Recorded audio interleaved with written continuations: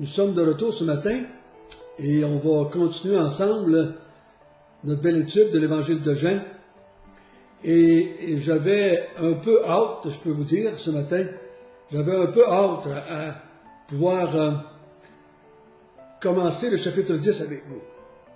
C'est un des beaux chapitres de la Bible qui est bien connu, qui est bien illustré aussi, si vous cherchez des photos de Jésus. La plupart des photos de Jésus qu'on a sont tirées ou peints à partir du chapitre 10, comme berger. On a tous vu des photos de Jésus avec des petites brebis sur le dos, assis par terre avec une petite brebis blanche à ses genoux, debout avec sa grande canne parmi un petit troupeau. Jésus est peint comme berger. Et je crois que c'est à part de la vérité qu'il est le Sauveur, cette photo en croix, je crois que l'autre la plus souvent utilisée, c'est celle du berger.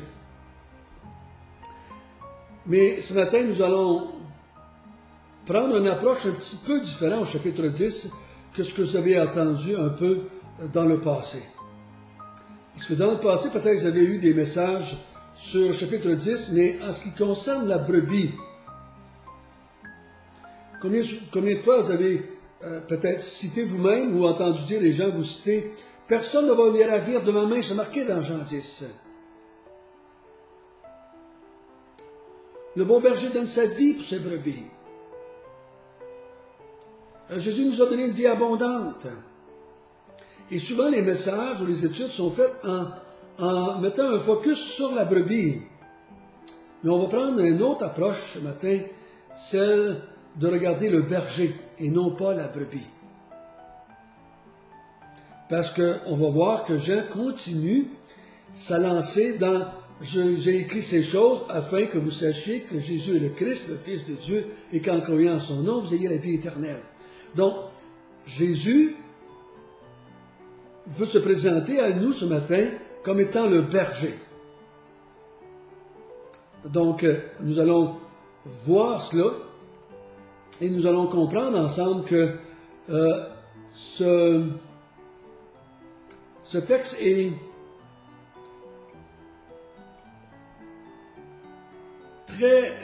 très bien présenté afin qu'on croie que Jésus était le Fils de Dieu ou Dieu lui-même. Prions ensemble. Notre Père du ciel, nous sommes heureux ce matin de se tourner vers toi, vers le berger d'Israël. Nous voulons comprendre ce berger. Nous voulons savoir qui il est. Parce que la vie éternelle, c'est de connaître celui que tu as envoyé. Et en le connaissant, indéniablement, indirectement, nous allons nous connaître aussi. Et nous voulons ce matin que tu puisses nous faire un peu plus vibrer pour toi, pour Jésus, pour ceux qui nous ont appelés à être leurs brebis. Et c'est au nom de Jésus que nous te prions. Amen. Pour nous qui sommes en grande partie des citadins, des gens du 21e siècle, qui ne connaissons pas beaucoup c'est quoi la vie de berger, des fois on manque le bateau avec les textes.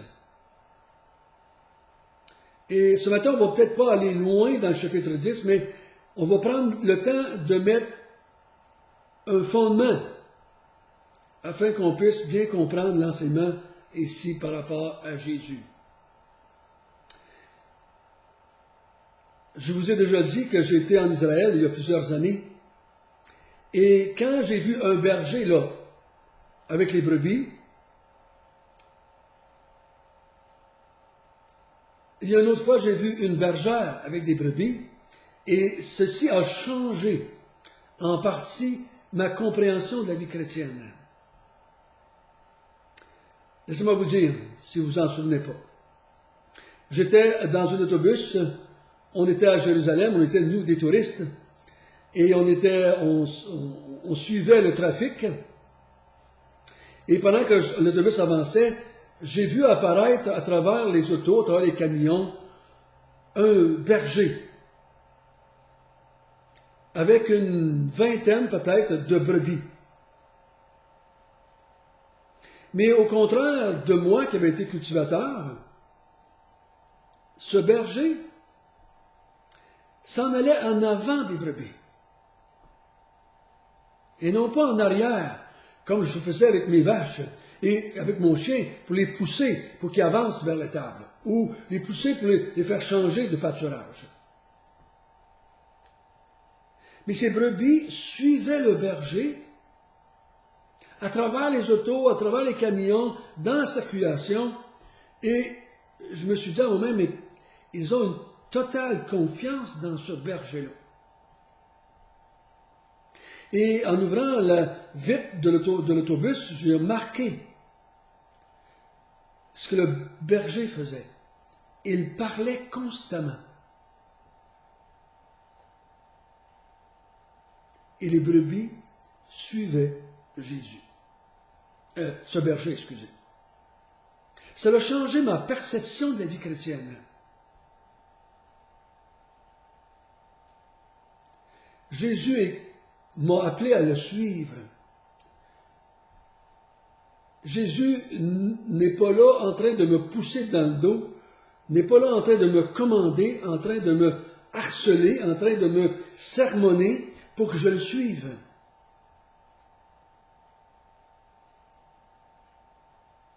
Il y a une autre fois, j'étais dans le sud d'Israël, pas loin de Masada. C'est complètement désertique. Tu te promènes et tu vois quasiment juste du sable. De temps en temps, un petit arbre rachitique avec quelques feuilles. Mais nous, on était en auto sur une belle route asphaltée. Et tout à coup, de nulle part, nous voyons une femme, une bergère. Elle conduisait une dizaine, une quinzaine de moutons et de chèvres. Et elle aussi était en avant. Et les brebis et les chèvres suivaient cette bergère-là. Et je me suis dit, mais où est-ce qu'ils s'en vont? Il n'y a rien à manger ici. Mais les brebis et les chèvres savaient que la bergère savait, elle, où est-ce qu'étaient les brebis, l'herbe et l'eau. Et il la suivait de plein gré, avec grand intérêt, et personne ne les tapait dessus, personne ne les poussait dans le dos, personne ne les criait après. Ils suivaient, sachant que la bergère les emmènerait à l'eau et à l'herbe. Ça a changé ma vie chrétienne. Je ne voyais plus le Seigneur Jésus de la même façon. Lui, il s'en va. Et moi, je dois suivre, ou j'ai décidé de suivre. Et vous remarquerez que Jésus, dans les évangiles, il dit tout le temps, suivez-moi, suivez-moi. Il ne dit pas, je vais vous dire où aller, suivez-moi. Et librement, pour moi, il y a 33 ans, j'ai décidé que je suivais ce berger. Bien différent. Ça, on doit comprendre ça. Il y a une autre chose qu'on doit comprendre, c'est que quand Jean ici va parler du berger, et quand Jésus va se présenter comme le bon berger, il fait référence à des textes de l'Ancien Testament. Il fait référence à des prophéties de l'Ancien Testament. Les Juifs, quand ils ont entendu Jésus se présenter comme le bon berger, ils ont vu Ils ont vu Jésus comme étant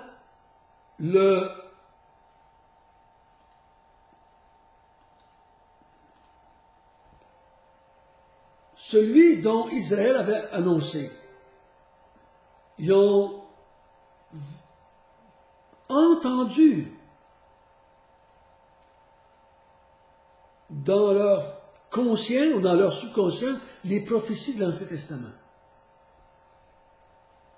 Parce que tout au long de l'Ancien Testament, il y a Dieu qui se présente comme berger. Il parle de ces bergers qui étaient des faux bergers. Il dit, moi, je vais paître mon propre troupeau. Moi, je vais être le berger de mes brebis. Et d'autres fois, il fait prophétie qu'il va venir un berger. Et que ce berger, c'est le fils de David, ou des fois même, c'est lui-même qui va venir paître son troupeau.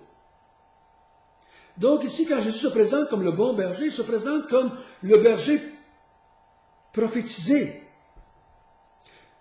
Il se présente comme le Dieu, le bon berger. Donc cette prophétie, ce texte ici, nous pousse à voir Jésus comme le berger d'Israël. Et pas juste un berger, mais le berger d'Israël. Et ça contribue à le présenter comme le Messie et comme le Fils de Dieu, ou Dieu fait chair. Je vais vous lire quelques textes pour nous mettre dans le contexte. On ne va pas aller loin dans le chapitre 10 ce matin.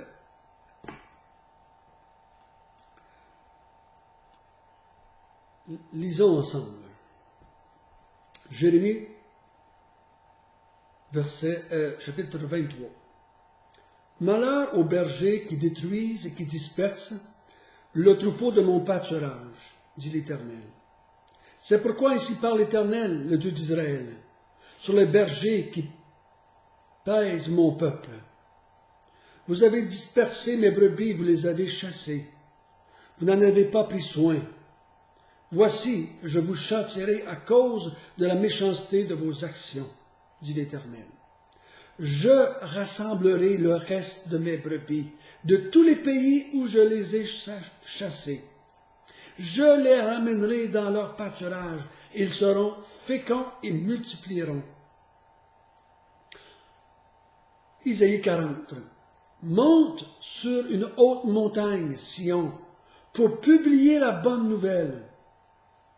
Élève avec force ta voix, Jérusalem, pour publier la bonne nouvelle. Élève ta voix, ne crains point. Dis aux villes de Juda, voici votre Dieu. Voici le Seigneur. L'Éternel vient avec puissance, et de son bras il commande. Voici, le salaire est avec lui, et les rétributions le précèdent.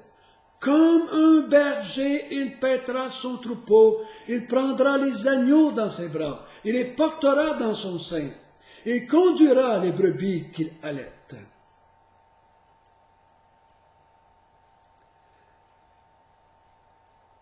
Un autre texte maintenant qui va présenter Jésus comme celui qui va venir, celui qui va être envoyé. Ézéchiel 34, c'est Dieu qui parle. J'établirai sur elle un seul berger qui les fera paître, mon serviteur David. Il les fera paître, il sera leur berger.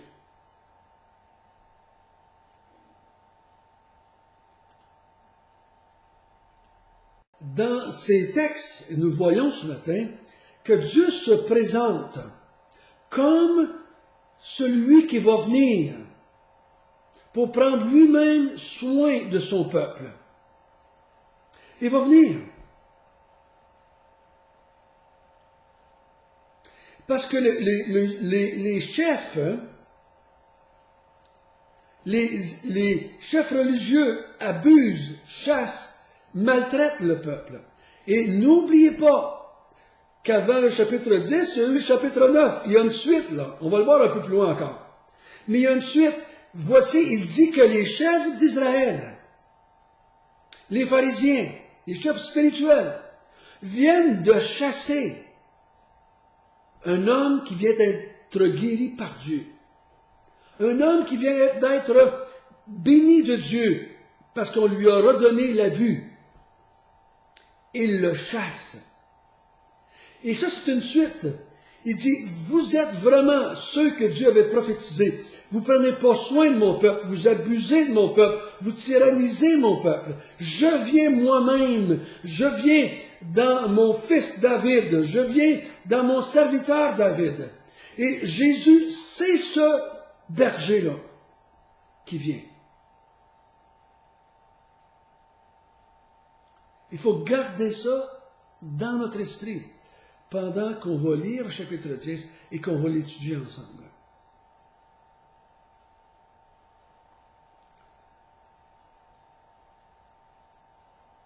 Nous, on a tendance à penser que c'est la brebis qui est importante. Mais ce n'est pas la brebis. C'est le berger. On va voir demain que un berger, ça rassemble un troupeau. Un berger, ça s'occupe des brebis. Un berger protège les brebis. Juste pour une raison. Ce n'est pas pour la brebis, c'est pour lui. Parce que, excusez l'expression, finalement, le berger va bouffer la brebis. Parce que le berger garde des brebis pour son propre besoin. Pour leur laine, pour leur lait, pour leur viande, pour les vendre et s'acheter autre chose avec. Le berger s'occupe des brebis parce qu'il en tire quelque chose pour lui-même. Et le texte ici, Jésus se présente comme le berger. On va voir cela. Mais il va s'occuper d'un troupeau. Oui, le troupeau bénéficie du bien-être que le berger lui accorde. Mais le berger le fait pour lui. Et non pas pour les brebis. Dans notre génération, où est-ce qu'on présente les animaux, puis on dit, sont-tu cute? Es-tu belle, la petite brebis toute blanche? Es-tu cute? On dépense des milliards pour sauver des phoques et des baleines. On est rendu maintenant, que j'ai entendu dernièrement dans une vidéo, que les animaux ont autant de droits ou autant de valeur que les êtres humains.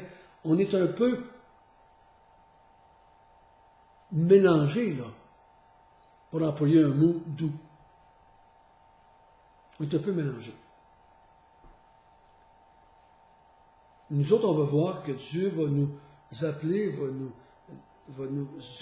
nous prendre soin de nous. Finalement, il va donner sa vie pour nous. Mais n'oublions pas qu'il le fait parce qu'il veut que nous, on soit utiles pour lui. Ce troupeau, il le veut pour sa propre gloire et non pas pour nous. Notre Père du ciel,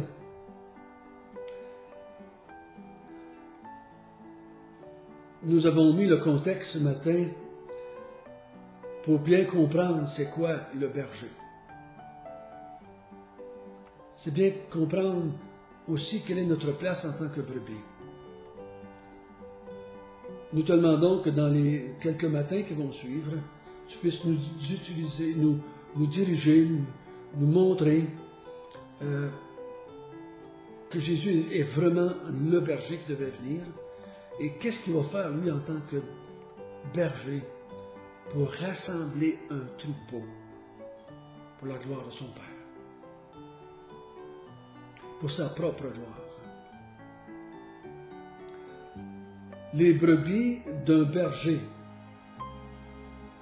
glorifiaient ou faisaient la gloire de leur berger.